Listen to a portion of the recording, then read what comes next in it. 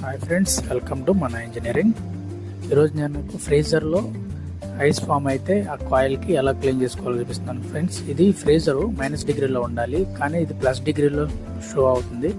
ఏంటో complaint 2 days నుంచి observe చేస్తున్నాం, మైనస్లోకి వెళ్ళట్లేదు ఏంటని చూస్తే కాయిల్ మొత్తం ఇలా ఐస్ ఫామ్ అయిపోయి సెన్సార్ మొత్తం క్లోజ్ అయిపోయి ఉంది. ఓపెన్ చేసి ఇలా మనం హాట్ వాటర్తో క్లీన్ చేసుకోవాలి.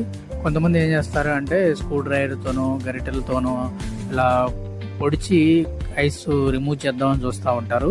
అలా చేయకూడదు ఫ్రెండ్స్. అలా చేస్తే గ్యాస్ పైపులకి తగిలి గ్యాస్ లీక్ అయ్యే ఛాన్స్ ఉంటుంది. అలా కాకుండా మనకి వామ్ వాటర్తో, వేడి వాటర్తో, కొంచెం లైట్ వామ్ వాటర్తో క్లీన్ చేసుకుంటే ఫ్రెండ్స్ ఆటోమేటిక్ మొత్తం ఐస్ మొత్తం కరిగిపోతుంది. చూసారు ఫ్రెండ్స్ ఎలా పడిపోతుందో ఐస్ మొత్తం ఫామ్ అయిపోయి చూడండి. ఐస్ గడ్డలుగా ఫామ్ అయిపోయి ఇలా వచ్చేస్తుంది. మొత్తం కాయిల్ అంతా క్లియర్ అయిపోయింది చూసారుగా ఫ్రెండ్స్. ఇప్పుడు మన సెన్సార్ కూడా ఓపెన్ అయిపోయింది. కాయిల్ మొత్తం నీట్గా క్లీన్ అయింది. ఇదిగోండి ఫ్రెండ్స్, చూసారా కాయిల్ మొత్తం ఎలా వైట్గా వచ్చేసిందో. ఇప్పుడు చూసారా మైనస్లోకి వెళ్తుంది.